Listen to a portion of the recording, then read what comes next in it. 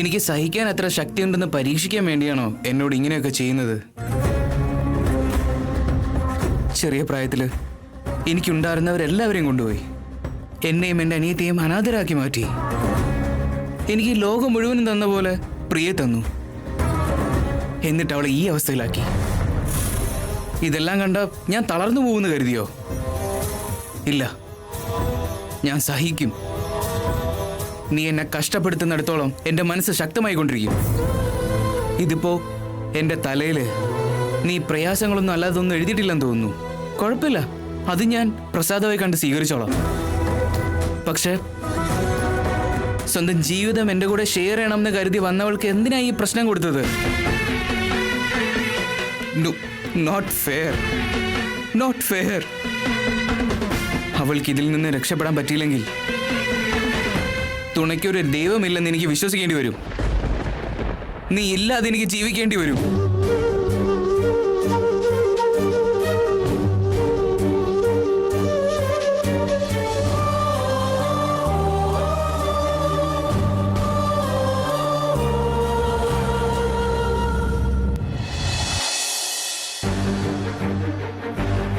ഈ അശോകനാണെ call ചെയ്തോന്ന് answer പോലും ചെയ്യുന്നില്ല, തിരിച്ച് വിളിക്കുന്നുമില്ല.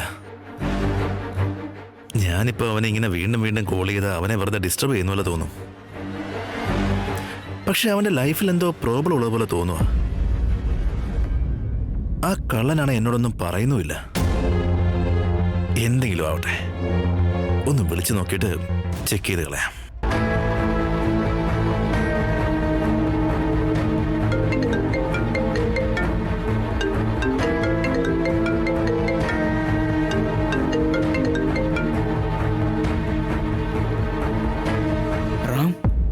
ഈ നേരത്തെന്താ? ഒന്ന് തിരിച്ചു വിളിച്ചാൽ മതിയായിരുന്നു.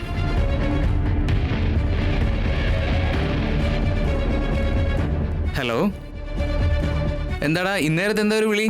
ഉറക്കം വരുന്നില്ലേ? അതെടാ, ഉറക്കം വരുന്നില്ല. നിന്നെ കൊണ്ടൊരു താരാട്ട് പാടിപ്പിച്ചാലോന്ന് കരുതി വിളിച്ചാ ഞാൻ. കാണാൻ പറ്റുമോ ഇല്ലെന്ന് പറ. കാണാൻ പറ്റുമെന്ന് പറഞ്ഞാ ഇവിടെയുള്ള എന്റെ ഭാര്യയും മകളെയും വിട്ടിട്ട് ഒരു ബുദ്ധനെ പോലെ ഞാൻ അങ്ങോട്ട് ഓടി വരും. ഗൗതമനെ പോലെ എന്ന് പറ. എന്തെന്നാ അവൻ വീട് വിട്ട് വന്നതിന് ശേഷമാണ് ബുദ്ധനായത്. പക്ഷെ എനിക്കിപ്പോ ബുദ്ധനാവാനുള്ള ആഗ്രഹമൊന്നും ഇല്ല മോനെ. എനിക്ക് എന്റെ ഭാര്യയും മകളും നീയൊക്കെ ഉണ്ടായാൽ മതി. ലോകത്തുള്ള എല്ലാ സന്തോഷം വേണമെന്ന് എനിക്ക് ഒരു നിർബന്ധമില്ല. ബേസിക് റിക്വയർമെന്റ്സ്: ഒരു ഫാമിലി, ഭാര്യ, മകള്, പിന്നെ എൻ്റെ ഒരു ബെസ്റ്റ് ഫ്രണ്ട്. ഇത്രയൊക്കെ മതി. നീ ഇനിയെങ്കിലും ഒന്ന് പറ, എന്താ നിന്റെ പ്രശ്നമെന്ന്. എന്ത് പ്രോബ്ലം? എടാ, നിന്റെ ലൈഫിൽ എന്തോ സംഭവിച്ചിട്ടുണ്ട്. ഒന്നുമില്ലല്ലോ, ഞാനൊന്ന് ഉറങ്ങാൻ കിടക്കുമായിരുന്നു. ഓ, എന്നാ ആയിക്കോട്ടെ. ഉറങ്ങാൻ നിന്നവനെ കോൾ ചെയ്ത് ഡിസ്റ്റർബ് ചെയ്തെന്ന് തോന്നുന്നു. എന്നാ മോൻ പോയി ഉറങ്ങിക്കോ. എടാ സോറി, ഞാൻ നിന്നെ തിരിച്ചു വിളിക്കണമായിരുന്നു. എന്ന് വെച്ചാ നിന്നെ ഞാൻ ഈ സമയത്ത് വിളിച്ച് എന്തിനാന്ന് നിനക്കറിയാലേ? അല്ല അശോക, ലൈഫിൽ ഇന്ന് വരെ ഞാൻ നിന്നെ വിളിക്കുന്ന സമയത്ത് നിനക്ക് കോൾ അറ്റൻഡ് ചെയ്യാൻ പറ്റിയില്ലെങ്കിലും മിസ്ഡ് കോള് കണ്ട് നീ എന്നെ തിരിച്ചു വിളിക്കില്ലായിരുന്നോ? അങ്ങനെ ഒരു ഫ്രണ്ടാ നീ. ലൈഫിൽ ഫസ്റ്റ് ടൈമാണ് ഇങ്ങനെ. എന്ന് വെച്ചാ നിന്റെ ലൈഫിൽ എന്തോ ഒരു പ്രശ്നമുണ്ടെന്നല്ല അർത്ഥം. അതിന് മാത്രം എന്നോട് പറയാൻ പറ്റാത്ത എന്ത് കാര്യമാണ് നിന്റെ ലൈഫിൽ നടന്നുകൊണ്ടിരിക്കുന്നത്? അതൊന്നുമില്ലടാ, അത് പ്രിയക്ക് എന്ത് പറ്റി? അവൾ ഓക്കെ അല്ലേ? അവൾ ഓക്കേടാ. ഞങ്ങൾ ഇതുവരെ ഒരുമിച്ച് ടൈം സ്പെൻഡ് ചെയ്തിട്ടേ ഇല്ല. അതുകൊണ്ട് ഇനി അങ്ങോട്ടെങ്കിലും പരസ്പരം കുറച്ച് സമയം കൊടുക്കാന്ന് കരുതി. അവൾ അറിയില്ലേ നിനക്ക്, കൊച്ചുകുട്ടികളെ പോലെ എല്ലാ ടെൻഷനും അവൾക്ക് വേണം. അവളുടെ സ്വപ്നത്തിലെ ലോകം വേറെയാ. പിന്നെ എൻ്റെ സ്വഭാവം നിനക്കറിയാലോ, ബോറിങ് സന്യാസി. അതുകൊണ്ട് നമ്മുടെ ഓഫീസിലെ കാര്യവും ഫോണൊക്കെ ഒന്ന് മാറ്റി വെച്ചിട്ട് പ്രിയയുടെ കൂടെ കുറച്ച് സമയം സ്പെൻഡ് ചെയ്യാന്ന് കരുതി. ദാറ്റ്സ് ഇറ്റ് എന്ന് പറഞ്ഞ് നിർത്തുവാണോ നീ? ഇറ്റ്സ് എ ഗ്രേറ്റ് ന്യൂസ് മോനെ. സീൻ ഇതാന്ന് അറിഞ്ഞിരുന്നെങ്കിൽ സത്യമായിട്ട് നിന്നെ വിളിക്കാറുന്നില്ല. എന്തായാലും പ്രിയ നമ്മുടെ പയ്യനെ റിപ്പയർ ചെയ്ത് തുടങ്ങിയെന്ന് മനസ്സിലായി. Very good, very good. ഈ സന്തോഷത്തില് പ്രിയക്ക് എന്റെ വക എന്തെങ്കിലും ഒരു ഗിഫ്റ്റ് കൊടുത്തേ പറ്റൂ. കണ്ടോ കണ്ടോ കണ്ടോ, നിന്റെ ലൈഫിൽ ഉണ്ടാകുന്ന മാറ്റങ്ങളൊക്കെ നീ ശ്രദ്ധിക്കുന്നുണ്ടോ? അതുകൂടാതെ പ്രിയയ്ക്ക് വേണ്ടി നീ ഇത്ര കഷ്ടപ്പെട്ട് ടൈം സ്പെൻഡ് ചെയ്യാനൊക്കെ റെഡിയാവുന്നു. ഞാൻ വെറുതെ ഇങ്ങനെയൊക്കെ സംസാരിച്ച് നിന്റെ സമയം അങ്ങ് വേസ്റ്റ് ആക്കി. ഐ എം റിയലി സോറിടാ. ഹേയ്, ഒന്ന് പോയടാ. എൻ്റെ ലൈഫിൽ ഇനി എന്തൊക്കെ ചേഞ്ചസ് ഉണ്ടായാലും നിന്റെ സ്ഥാനം മാത്രം മാറില്ല. അതെനിക്കറിയാലോ. Enjoy your precious time. I'm so happy for you guys. Ashoka, പിന്നെ എനിക്കൊരു കാര്യം പറയാനുണ്ട്. നിനക്കറിയാലോ, സിഹിയുടെ കാര്യത്തിൽ ഞാൻ ഒരു കാര്യം അത്ര സിമ്പിളായിട്ട് എടുക്കാറില്ലെന്ന്. നിന്നോട് ഇതെങ്ങനെ പറയണമെന്ന് എനിക്കറിയില്ല. ബട്ട് സിഹിക്ക് ബോഡി സ്കൂളിലോട്ട് പോകുന്ന കാര്യം പ്രോംപ്റ്റ് ചെയ്ത് പറഞ്ഞു കൊടുത്തത് മേമയാണെന്ന്.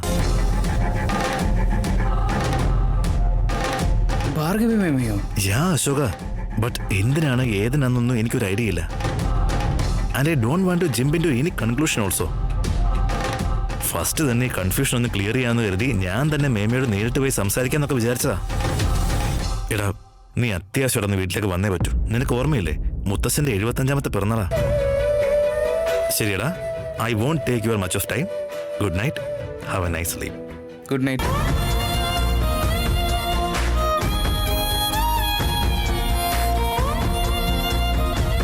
ഫൈനലി ഇവന്റെ ലൈഫിലൊരു നല്ല മാറ്റം കാണുന്നുണ്ട്.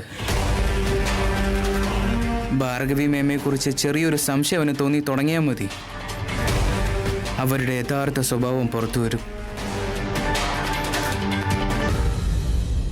പക്ഷേ എൻ്റെ മനസ്സിൻ്റെ വേദനയിൽ നിന്നും എനിക്ക് പുറത്തു വരാൻ പറ്റുന്നില്ല. എനിക്ക് പറ്റുന്ന അത്രയും കാലം ഇത് ഞാൻ മറച്ചു വെക്കും. സോറിടാ.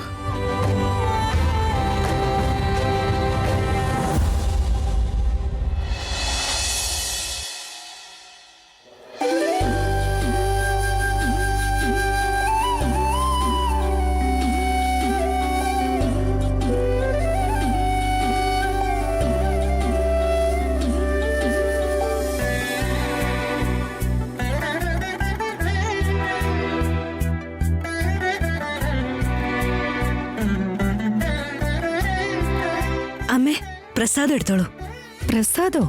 ഇത് സ്പെഷ്യലായിട്ട് സിഹി ഒരു നേർച്ച നേർന്നിട്ട് തയ്യാറാക്കിയ പ്രസാദമാണ്. സ്പെഷ്യൽ നേർച്ചയോ?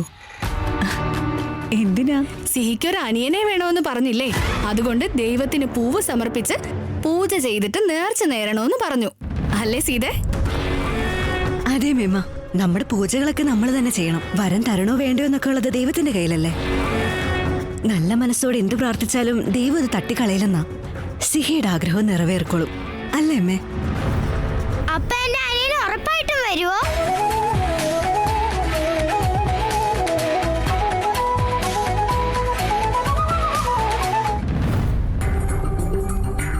സീത എറിഞ്ഞതൊരു ഗംഭീര ഗൂഗിളിയായി പോയല്ലോ. വാട്സാപ്പ് ഭാർഗു, നിന്റെ പ്ലാനുകളെല്ലാം പൊളിഞ്ഞുകൊണ്ടിരിക്കുകയാണേ. അമ്മേ, നിങ്ങള് പൂവെടുത്ത് ചൂടിയില്ല, ഞാൻ ചൂടിത്തരണോ? No thanks Sita.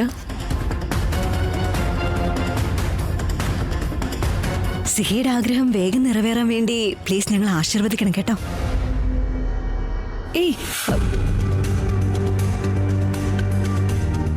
ഭാർഗു, നിന്റെ മരുമകളെ നീ ഒന്ന് ആശീർവദിക്ക് ഭാർഗു. സീത, എനിക്ക് ഈ ഫോർമാലിറ്റീസിലൊന്നും വലിയ താല്പര്യമില്ല. നിന്റെ ആഗ്രഹങ്ങൾ എന്ന് നിറവേറട്ടെ എന്ന് മാത്രമാണ് എൻ്റെ താല്പര്യം.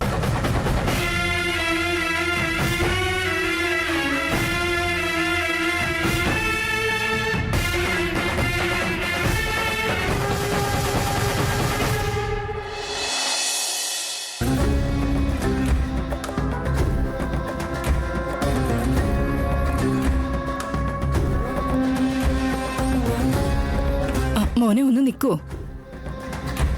ഡോക്ടറിനെ കണ്ടു വന്നതിന് ശേഷം എന്താ പറഞ്ഞെന്ന് ഞാൻ മോനോട് ഒരുപാട് ചോദിച്ചു. മോനൊന്നും പറഞ്ഞൂല്ല. പ്രിയയോട് ചോദിക്കാന്ന് വെച്ച് പോയപ്പോ അവള് നല്ല ഉറക്കത്തിലുവാ. ഡോക്ടർ എന്താ പറഞ്ഞേ? വേറെ പ്രശ്നങ്ങളൊന്നും ഇല്ലല്ലോ. പിന്നെ എന്തിനാ അവരത്രയും ടെസ്റ്റ് ഒക്കെ നടത്തിയത്?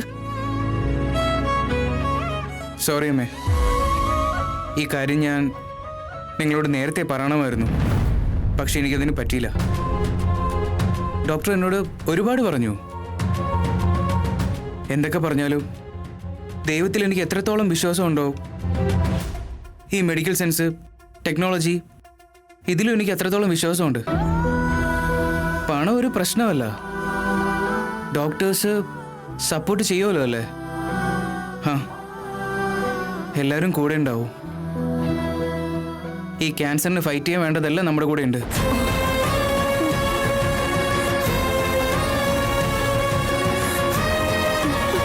ക്യാൻസറോ? എന്റെ പ്രിയമോക്ക് ക്യാൻസർ ആണോ? മോൻ എന്തൊക്കെയാ പറയുന്നത്?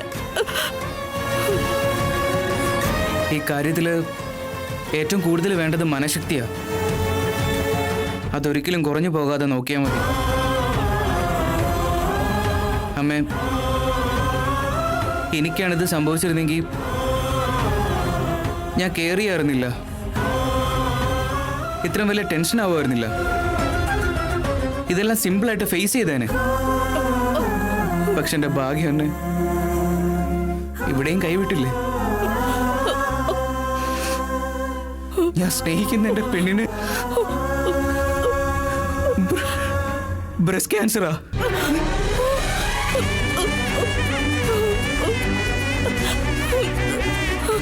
അയ്യോ, പ്രിയ. അയ്യോ, അയ്യോ, എന്റെ മോള്.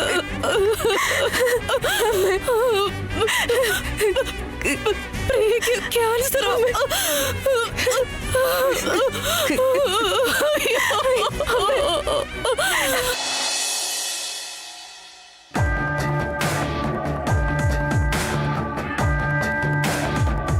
സീത, അമ്മേ, എന്താ സീത? അച്ഛൻ വല്ലാതെ വാശി പിടിക്കുന്നത് കൊണ്ട് നീ ഒരു നാടകം കളിച്ചതല്ലേ? എന്ത് നാടകം അമ്മേ? നിനക്കൊരു കുഞ്ഞിനെ വേണമെന്നുള്ള നാടകം. അച്ഛൻ ഇതിന് ഫോഴ്സ് ചെയ്യുന്നുണ്ടെന്ന് തോന്നിയിട്ട് നീ അത് അക്സെപ്റ്റ് ചെയ്തു എന്നുള്ള നാടകം കളിക്കുന്നതല്ലേ? അമ്മ, ഈ കാര്യം പറഞ്ഞ ആരെങ്കിലും അഭിനയിക്കോ? അപ്പോ സീത, നീ ഇത് ഞാൻ ഇങ്ങോട്ട് വരുമ്പോ എനിക്ക് സിക്ക് പുറത്തു നിന്നുള്ള ഒരാളായിട്ട് തോന്നരുത്, അവൾക്ക് ലഭിക്കുന്ന സ്നേഹത്തിന് യാതൊരു കുറവും ഉണ്ടാവാൻ പാടില്ല എന്നൊക്കെ മാത്രമേ ഉണ്ടായിരുന്നു. പക്ഷെ നിങ്ങൾ എന്നോട് പെരുമാറുന്ന രീതിയും റാം എന്നോട് പെരുമാറുന്നതും ഒക്കെ കാണുമ്പോ എന്റെ മനസ്സ് കംപ്ലീറ്റ്ലി മാറിയിട്ടുണ്ടമ്മേ. കുഞ്ഞിനെ വേണ്ടാന്ന് പറഞ്ഞതാലോചിച്ച് എനിക്കിപ്പോ ചിരിയാ വരുന്നത്. അമ്മേ, ഇനി എന്തൊക്കെ പറഞ്ഞാലും റാമിനെ ഞാൻ ഒരുപാട് ഇഷ്ടപ്പെടുന്നുണ്ട്. സ്നേഹത്തിൽ തോക്കുന്നതാ യഥാർത്ഥ വിജയം എന്നാ ഞാൻ വിശ്വസിക്കുന്നത്. സിഹിയായിട്ട് മുന്നോട്ട് വന്ന് എനിക്കൊരു അനിയനെ വേണമെന്നൊക്കെ പറഞ്ഞ് നേർച്ച ചെയ്യുന്നതല്ലേ? മുത്തശ്ശനൊരു കൊച്ചുമോനെ വേണമെന്ന് ആഗ്രഹിച്ച് സ്വപ്നം കണ്ടിരിക്കുന്നതല്ലേ? ഇതിനൊക്കെ ഞാനെന്തിനാ ഒരു തടസ്സമായിട്ട് നിൽക്കുന്നത്? മറ്റൊരു കുഞ്ഞുണ്ടായെന്ന് കരുതി സിഹിയെ പെട്ടെന്ന് മാറ്റി നിർത്താൻ മാത്രം അത്ര ചെറിയ മനസ്സുള്ളവരാരും ഈ വീട്ടിലില്ലെന്നാ ഞാൻ വിശ്വസിക്കുന്നത്. പിന്നെ ഞാൻ എന്തിനാ അമ്മ പേടിക്കുന്നത്?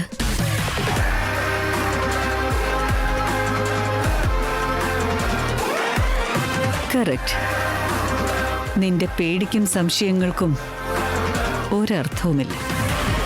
അപ്പോ കുഞ്ഞിന്റെ കാര്യത്തിൽ നീ ഒരു തീരുമാനത്തിലെത്തി എന്ന് സാരമല്ലേ? അതെ അമ്മേ.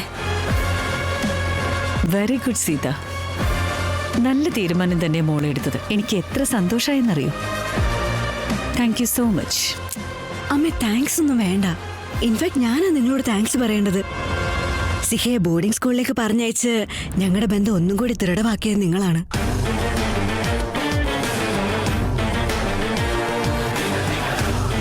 Don't get me wrong Seetha. നീ കല്യാണം കഴിഞ്ഞ് വന്ന ശേഷം വല്ലാത്ത ടെൻഷനായിരുന്നു നിനക്ക്. അതുകൊണ്ട് നിനക്കും റാമിനും ഒരു പേഴ്സണൽ ടൈം കിട്ടിക്കോട്ടെ എന്ന് വിചാരിച്ചാണ് ഞാനിത് ചെയ്തത്. അമ്മേ, നിങ്ങൾ എന്ത് ചെയ്താലും അതിന് പിറകിൽ ഒരു ഉദ്ദേശം ഉണ്ടായിരിക്കും, എനിക്ക് നന്നായി അറിയാം.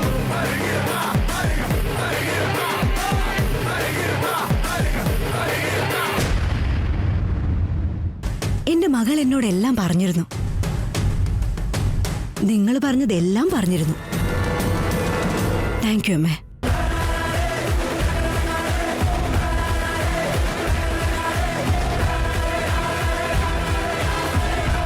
ഇതെന്താ? ഞാൻ പ്രതീക്ഷിച്ചതൊന്നും നടക്കുന്നില്ലല്ലോ. എന്റെ കീഴിൽ ജോലി ചെയ്തിരുന്ന ഒരുത്തി എന്റെ നേരെ നിന്ന് സംസാരിക്കുന്നു. എന്നാ നീ സംസാരിക്കേ. എത്ര ദിവസം നീ സംസാരിക്കുമെന്ന് എനിക്കൊന്നും അറിയണം.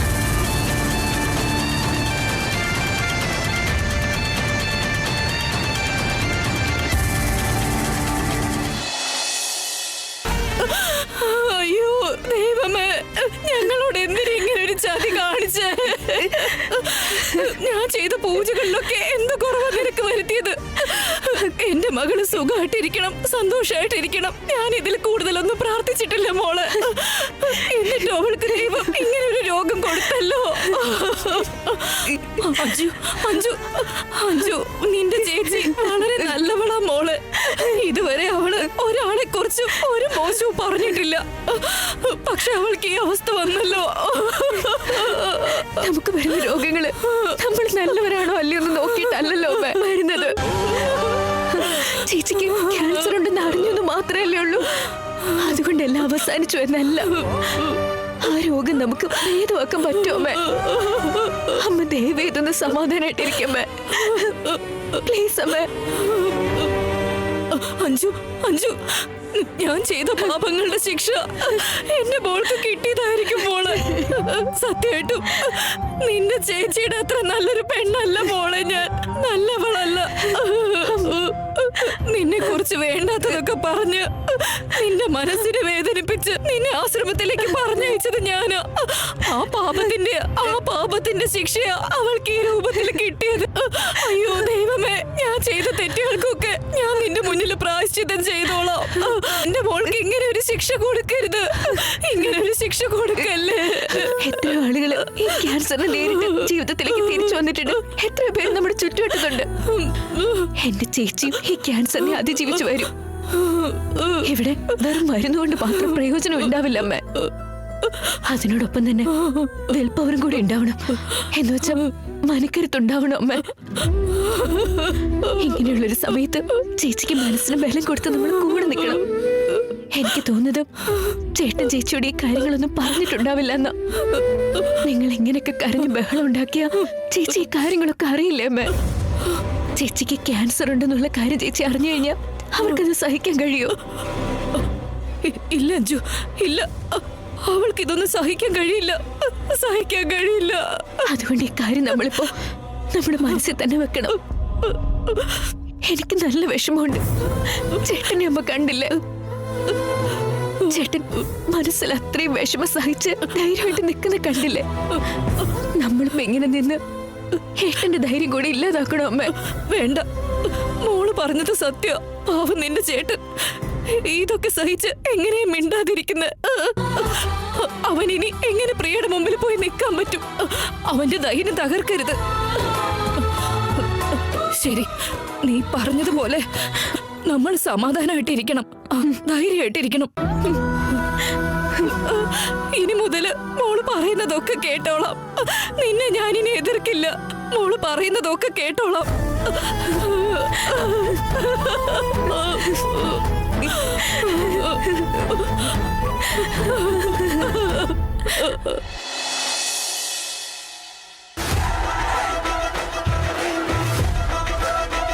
ഭാർഗവി മേമയോട് എന്റെ മനസ്സ് മാറിയിട്ടുണ്ട്, ഒരു കുഞ്ഞിന്റെ കാര്യത്തിന് ഓക്കെ ആണെന്ന് പറഞ്ഞപ്പോ അവരുടെ മുഖത്ത് എന്താ അത്രയും പേടി വന്നത്?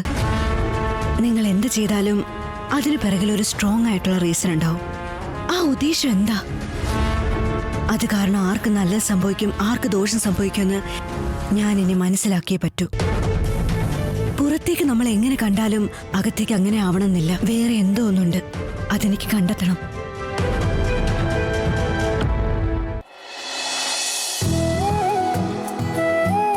ബംഗാരി അമ്മ ആന്റി, നിങ്ങളുടെ പൂ വീണ് പോയല്ലോ, ചൂടിക്കോളൂ. ഓ ഓ, അത് വീണുപോയോ? അതവിടെ ടേബിളിലേക്ക് വെച്ചു. ഓൾറെഡി ഞാൻ ഒരെണ്ണം ചൂടിയിട്ടുണ്ടല്ലോ.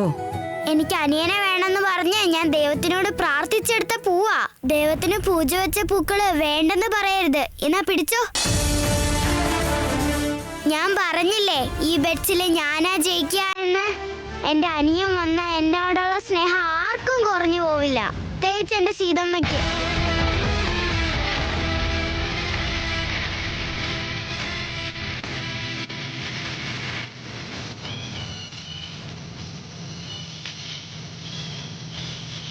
ഈ ലോകത്ത് പൂവ് ഇഷ്ടമില്ലാത്ത ഏതെങ്കിലും പെണ്ണുണ്ടാവും. അതിനെ അവളുടെ തലയിൽ ചൂടിയ പൂവാണെങ്കിലും അതല്ല അവളുടെ തോട്ടത്തിൽ വളർന്ന പൂവാണെങ്കിലും. ഞാനൊരു വിഡ്ഢി. ആ സീത കുഞ്ഞിനെ വേണ്ടാന്ന് പറഞ്ഞപ്പോ അവളെ വിശ്വസിച്ച് രാമുമായിട്ടുള്ള കല്യാണം നടത്തി. I failed. ഭാർഗു, എനിക്കറിയാമായിരുന്നു എന്തായാലും നീ തോക്കുമെന്ന്. ഈ IPL RCB കളിക്കില്ലേ, തുടക്കത്തിൽ എല്ലാ കളിയിലും ജയിച്ചിട്ട് അവസാനം മൂക്കം കുത്തി വീഴും. അത് തന്നെ സംഭവിക്കുന്ന എന്റെ 6th സെൻസ് പറഞ്ഞിരുന്നു ഭാർഗു. ഷട്ടപ്പ് വിശ്വ, എന്നെ ഒന്ന് മനസ്സിലാക്കാൻ നീ ഇനി എത്ര വർഷം എടുക്കും? അത്ര എളുപ്പത്തിൽ ഞാനങ്ങ് തോറ്റു കൊടുക്കോ? അല്ലെ, ഇനി തോക്കാൻ എന്തെങ്കിലും ഇനി ബാക്കിയുണ്ടോ? നിന്റെ മരുമകൾ സീത തന്നെ വന്ന്, അമ്മേ എനിക്കൊരു കുഞ്ഞുണ്ടാകാൻ വേണ്ടി അമ്മയുടെ അനുഗ്രഹം വേണമെന്ന് പറഞ്ഞ് കാലെ തൊട്ട് വീണില്ലേ? ഇനി എന്താ ബാക്കി അതിനകത്തുള്ളത്? ആശീർവദിച്ചെന്ന് കരുതി ഉടനെ ഞാൻ എൻ്റെ മകന്റെ സ്ഥാനം ഇതുവരെ ജനിക്കാത്തൊരു കുഞ്ഞിന്റെ കയ്യിൽ വെച്ചു കൊടുക്കുന്നു തോന്നുന്നുണ്ടോ? നെവർ. വെച്ചു കൊടുക്കാൻ നമ്മുടെ കയ്യിൽ ഇനി എന്തുണ്ടായിട്ടാ? ഈ കാണുന്നതെല്ലാം അവരുടെയാണ്, സർവ്വ അധികാരവും അവർക്ക് തന്നെയാണ്. അതിനിടയിൽ നമുക്കെന്തെങ്കിലും കിട്ടുമെന്ന് അന്വേഷിക്കുന്നതാണ് നമ്മുടെ ജീവിതം. സാമ്രാജ്യം ആരുടേതുമായിക്കോട്ടെ, പക്ഷേ സർവാധികാരം എപ്പോഴും ഈ ഭാർഗവിയുടെ കയ്യിലായിരിക്കും. ഇത് വെറും അധികാരത്തിന്റെ പ്രശ്നം മാത്രമല്ല വിശ്വ, ഇതെന്റെ ഈഗോയുടെ പ്രശ്നം. എവിടുന്ന് ഒരു ഗതിയും പരഗതിയില്ലാത്തൊരു കുഞ്ഞ് വന്ന എന്നെ ചാലഞ്ച് ചെയ്തിരിക്കുന്നത്. ഞാൻ അവളെ ജയിക്കാൻ സമ്മതിക്കോ? നിന്റെ ഭാഷയെ തന്നെ പറയുകയാണെങ്കിൽ ഭാർഗവി കളിച്ചുകൊണ്ടിരിക്കുന്ന ഈ മാച്ച് ഇതുവരെ തുടങ്ങിയിട്ട് പോലുമില്ല. ഇത്ര പെട്ടെന്ന് റിസൾട്ട് തീരുമാനിച്ചാൽ എങ്ങനെയാ?